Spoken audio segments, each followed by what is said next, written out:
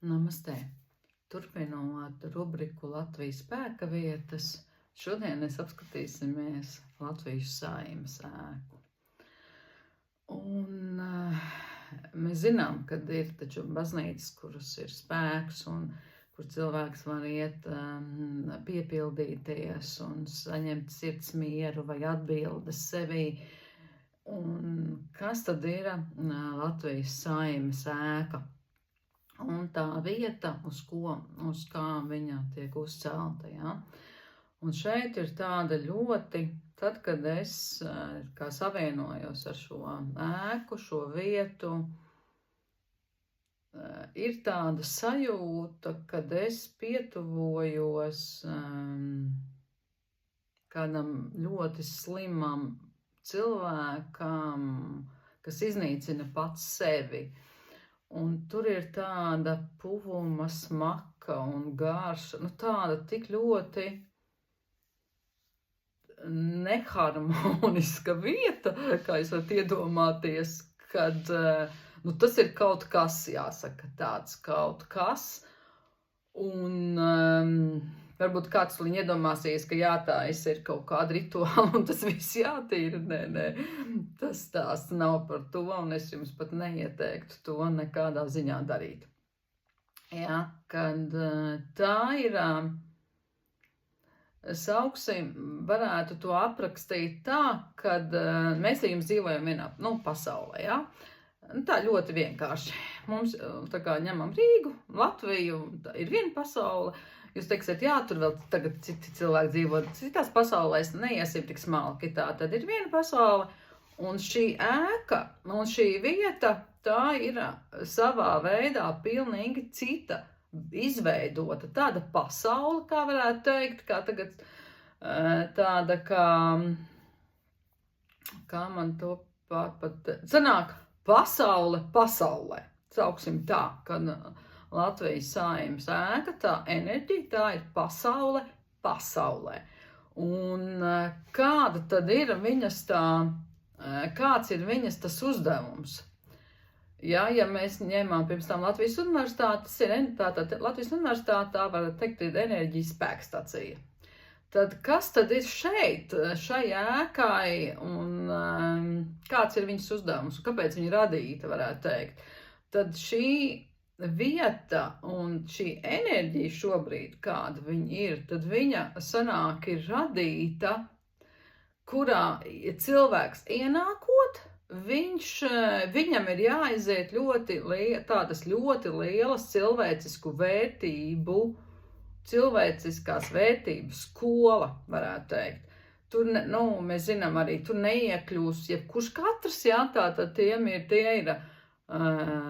šiem cilvēkiem ir savi līgumi noslēgti ar paralēlām pasaulēm, viņi nonāk tātad šī vidē, kas ir uztaisīta, jā, tā ir mākslīgi radīta sfēra, kurā viņi iziet tādu kā universitāti. Tas arī pat ir, tas nav tikai, ja mēs ņemam gudrās galvas, tas ir pilnīgi pa katru cilvēku, kas strādā šai ēkā, viņam ir noslēgts līgums, un tur nevar savādāk iekļūt šajā ēkā īstenībā, jā. Tātad viņam ir noslēgti līgumi, un un katram ir, tātad, kam ir viņa jāaiziet, katram ir brīvā griba atstātā, un cik viņš tanī mirklī var kaut ko izdarīt, var kaut ko neizdarīt, un cik viņš ir gatavs iet tam cauri, un tas ir, kā lai saka, tā ir tāda ļoti stingra struktūra, kurā ieiet cilvēks, un šī struktūra viņai nav kaut kāda cilvēcība. Šī struktūra, kas ir, kā es teicu, pasaulē, ja? Šī struktūra, šīs enerģija kā tāda, kas tur valda, viņai nav tāds mērs kā cilvēcība. Tas nav zināms. Un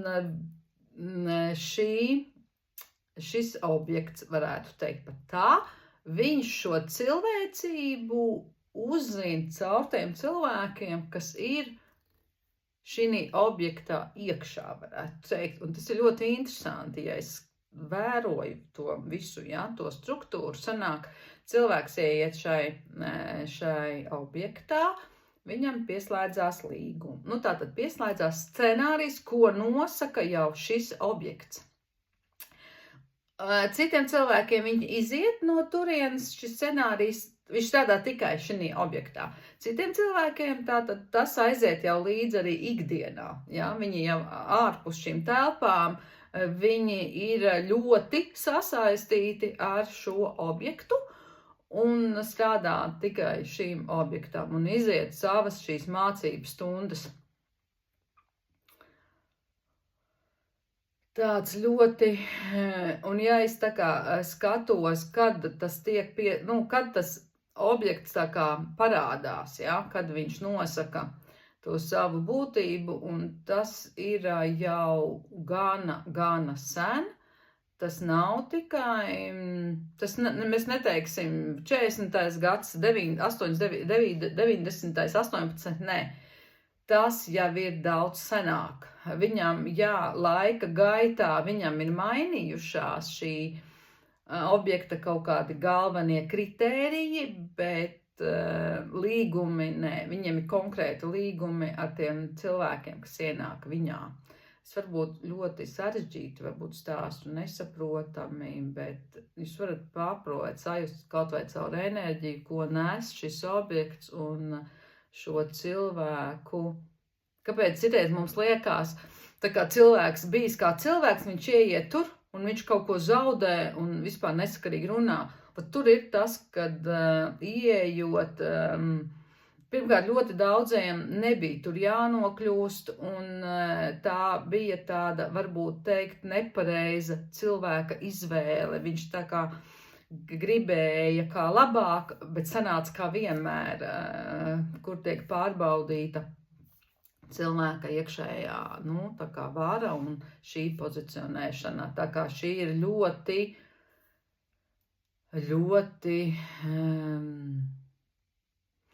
enerģētiski, viņa ļoti smaga struktūra.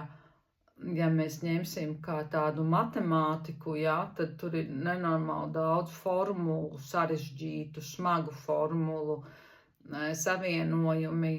Ja, mēs zinām, ka visa cipru sistēma, tad šie savienojumi, viņi visi iet uz mīnusu. Viņi lauž, viņi izposta. No turienes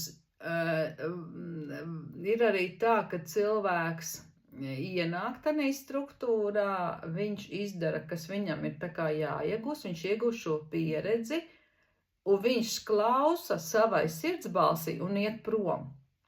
Un viņam tad viens no viņa uzdevumiem ir sadzirdēt savus sirdsbalsi un saprast, ka mans laiks šeit ir beidzies un man ir jāaiziet, man ir jāiet, tā kā jāaiziet, tanī varbūt, ko es nezinu, bet man ir jāaiziet prom. Un tad, kad šie cilvēki, kas sajūto to iekšējo būtību, kad es neesmu šeit, man tas nedara, es aizeju, viņi no tās sistēmas savā mērā, viņi aiziet nesagraujot savu iekšējo sistēmu. Bet ja cilvēks tā kā saprot, ka viņam ir jāiet prom, ka tas neatbilst kaut kādai viņu iekšējai formulai, un viņš paliek, jo tur ir tās, viņš savā mērā sagrauj sevi, un viņam pēc tam vajadzēs ļoti lielu laiku, lai viņš sevi atjaunotu. Un šeit var teikt, šeit ir šie līgumi, protams, tiem, kam ir līgumi, un viņi nonāk pareizā vietā pēc būtības, tad šie cilvēki, to var redzēt, pat viņu sejā, viņi plaukst, viņi tā kā paliek tādi, kā lai saka, lielāki, apmierinātāki, un viņi ir jau sauguši ar šo sistēmu, ar tām visām domām, un viņi, kā lai saka, caur viņiem jau runā šī, šī būtība, kur kur nav viņi paši. Un lai cik bēdīgi vai nebēdīgi būtu, tas ietekmē arī šo mājas auru kā tādu. Un, ja mēs skatāmies, ir blakus Jēkaba katedrāle, kas bija jau bija skatīta vienā video, ka tur ir ļoti stipra šī vertikāla, šī savienība ar augstākiem spēkiem, ar Jēzus Kristus, šī vertikāla, šis gara spēks ļoti liels, jā, un tur ir tiešām ļoti, jā, tad blakus ēka, kas, ja mēs teiksim, ka tā iet uz plusu ļoti mērā, tad šī ēka, kas aiziet ļoti uz mīnusu, un sanāk, ka tā ēka, viņa grauj pati ēka, pat, kā var teikt, tā māja, viņa kaut kādā mērā grauj pati sevi. Un ļoti interesanta tāda vīzija, kad tā ēka pārvēršās par pelniem, ko zeme apēd.